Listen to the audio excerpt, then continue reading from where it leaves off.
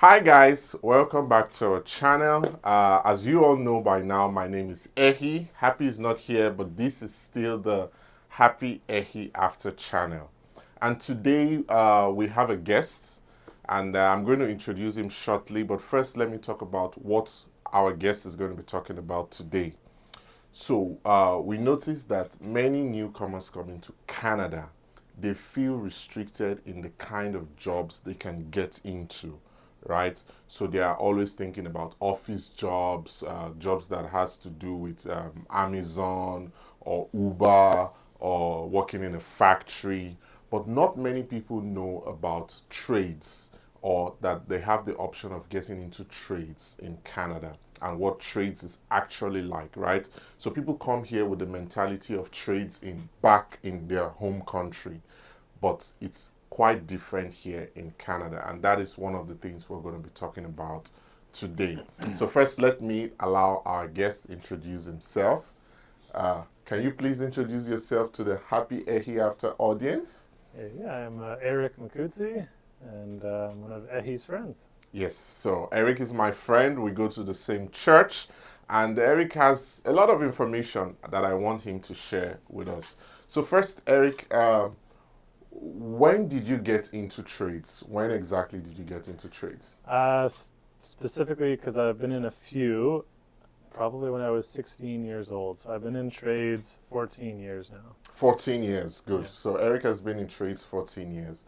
And then getting into trades, what was it like?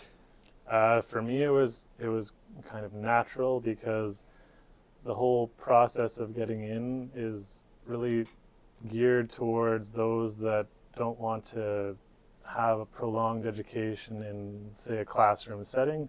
So I was able to work with a few companies who then can offer an apprenticeship, which is the equivalent of going to the classroom portion of schooling. But for the most part, you're getting paid and you're working with your hands and you're learning on site at the construction site or whatever the trade may be. So you might be at someone's home if you're building or renovating, or you're on a big job site where they're making a high-rise condo kind of a thing. So, Okay, so just to be clear, while you're an apprentice, you already start getting paid. right away, Yeah, yes. this is something that is very different with trades. Like back in my country, while you're an apprentice, you don't get paid. In fact, sometimes you pay to learn, right? Oh. So while you're an apprentice here, you're already getting paid. You mentioned that you've been in different trades. Mm-hmm. So which ones have you been in and which one are you in right now? So to get to where I am today, I tried several. I started out as landscaping when I was the 16 to about 20. And from there, I went into home renovations, and we're talking completely redoing basements to just redoing a bathroom kind of project, and then outdoor projects like home extensions and like renovating a new construction on an old construction job kind of a thing.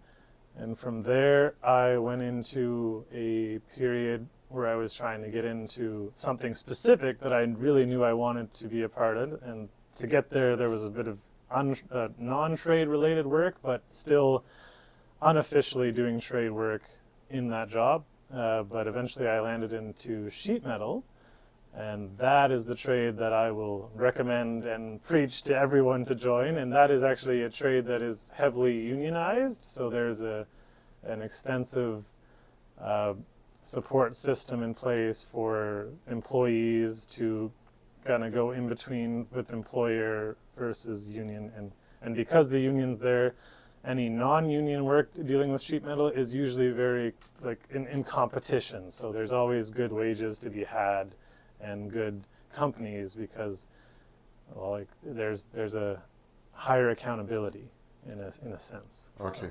So you mentioned you're now in sheet metal. So can you give like a description of what you actually do in sheet metal work? Okay, so I'm dealing with in most cases, HVAC related work. So when I'm talking about HVAC, I'm talking about the duct work that supply all the air in the different buildings and projects that we do.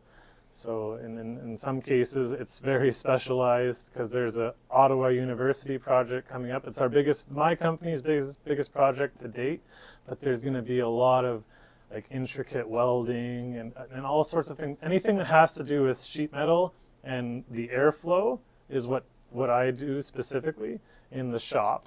So we fabricate, and then we send it out to the guys that are also sheet metal workers on site, who then install all the ductwork. And that's typically exposed and not exposed ductwork. So they're working at heights, they're working in tight spaces, they're working in comfortable spaces. That's why I choose the shop, because I'm always comfortable.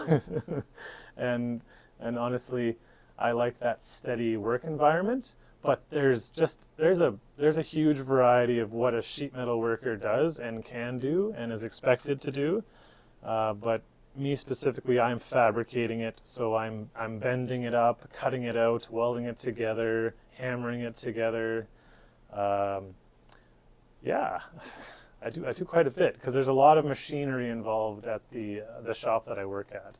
So all the different CNC equipment, so that's a computer operated where you have to type in your dimensions and whatnot, and in some cases your hand forming it too with your tools, which again, if you are part of the union, you'll get a whole list of what tools you might need and what to expect to need in the future.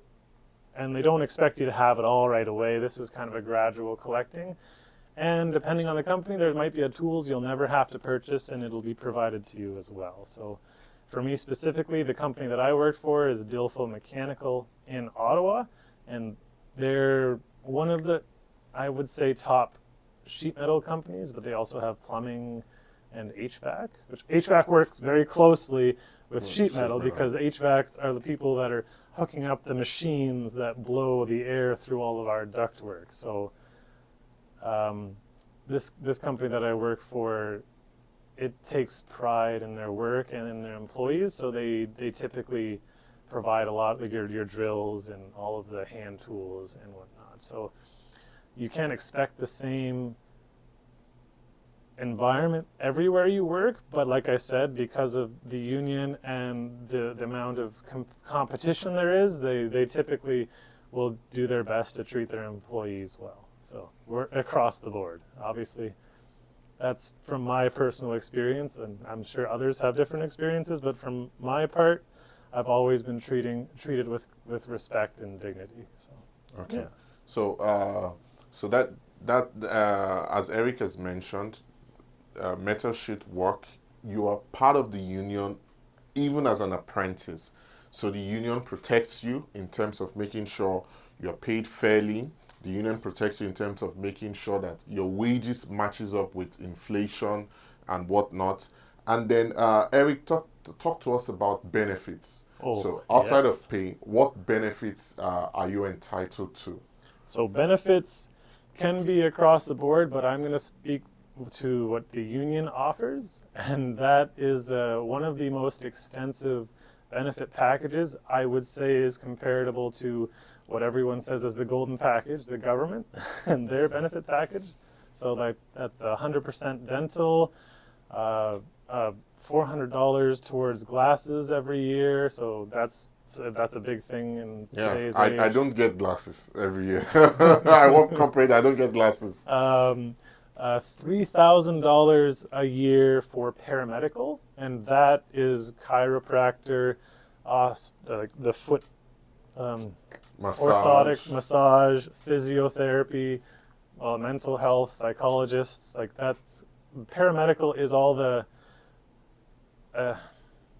everything not core medical, right? Yeah. So what you need a massage, you need a chiropractor, you need somebody to work with you because your arm doesn't feel right, physio.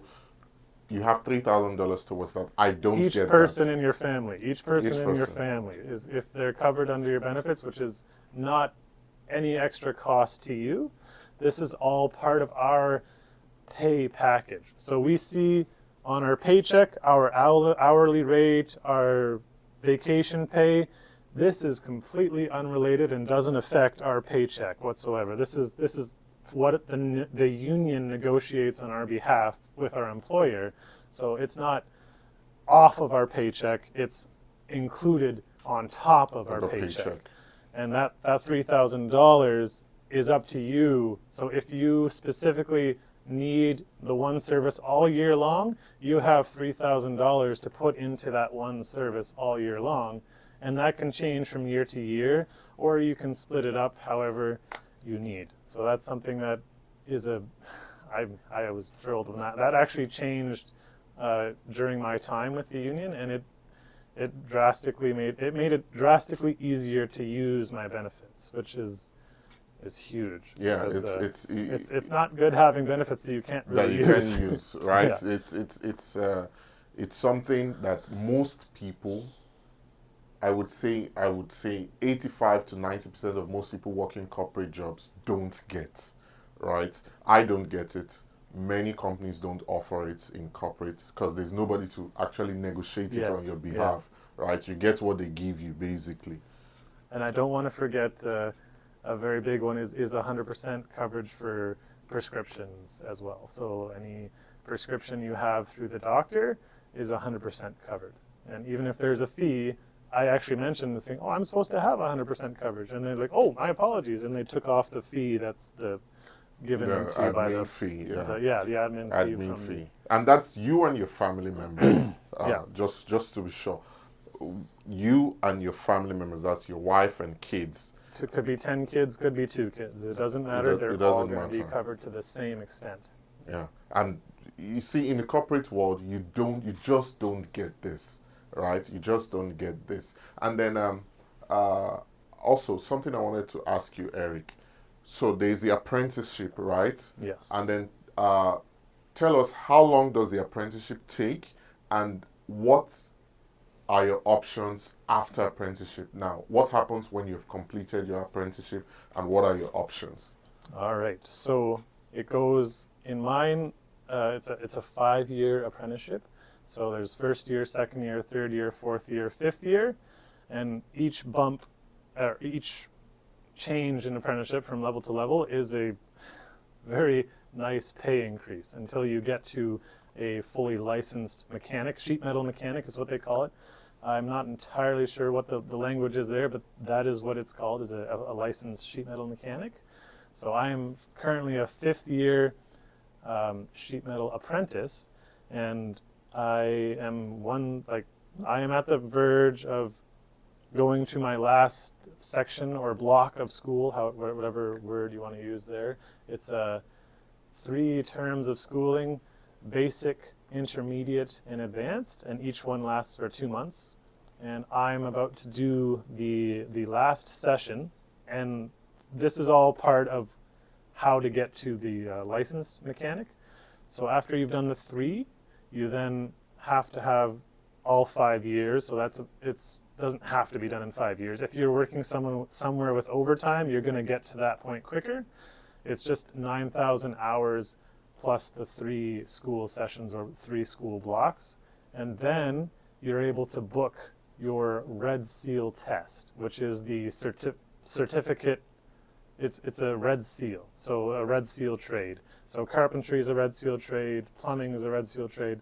So this allows you to sign up for the final CFQ, and I wish I could think of what CFQ stood for at this point in time, but I can't. It's just that's what the exam is called, the CFQ test.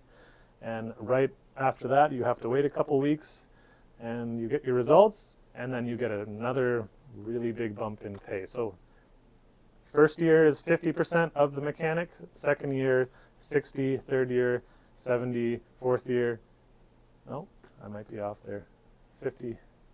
Either way, the 5th year is 80% of the sheet metal mechanics pay, so you're jumping 20% on that, writing that exam. So it's, and I don't want to forget that this is still a competitive wage while you're an apprentice. So I just want, it's hard to state this enough, but trades are not by any means a secondary option. Yeah. It's not.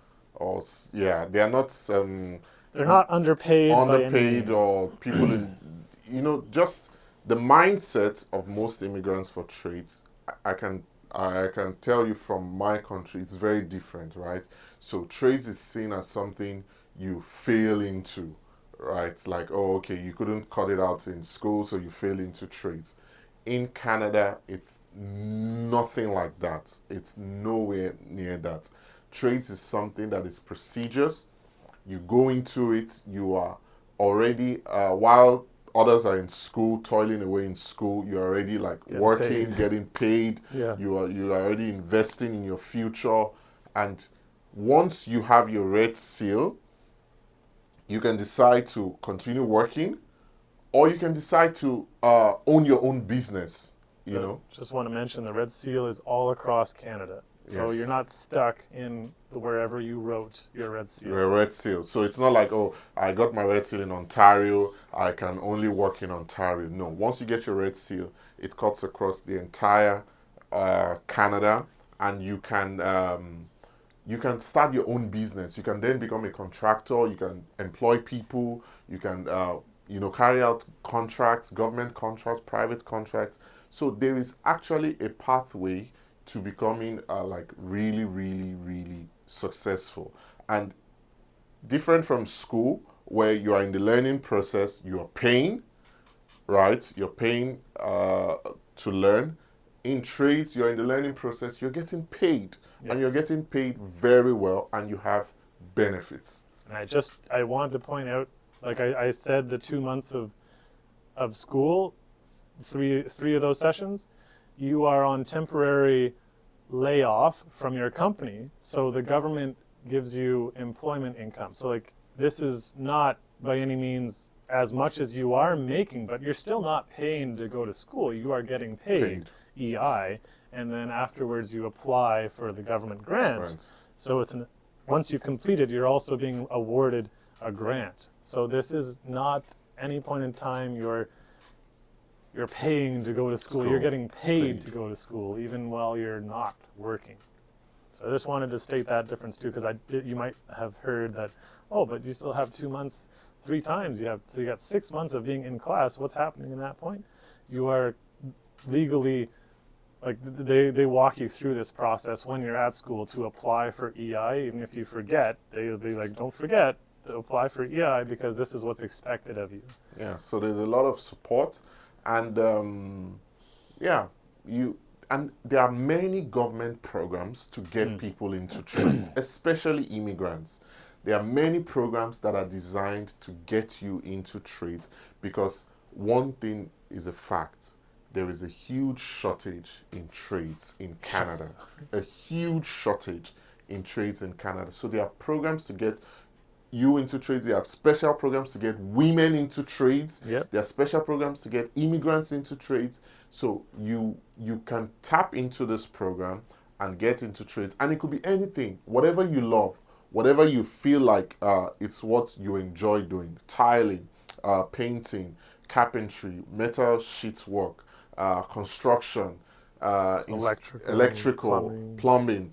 Whatever it is you feel like this is my passion, it can pay you very well, and you have a very good chance of getting into it in Canada. So I've seen a lot of misconceptions. I see that many immigrants don't even consider trades as how should I say, as a prestigious job to do, or as something to do long term, right? Yes. So it's very different here in Canada, and as you can hear from the horse's mouth, as they say, Eric is in trades, and he has spoken about his experience. So I want to encourage many people coming in. Research your options.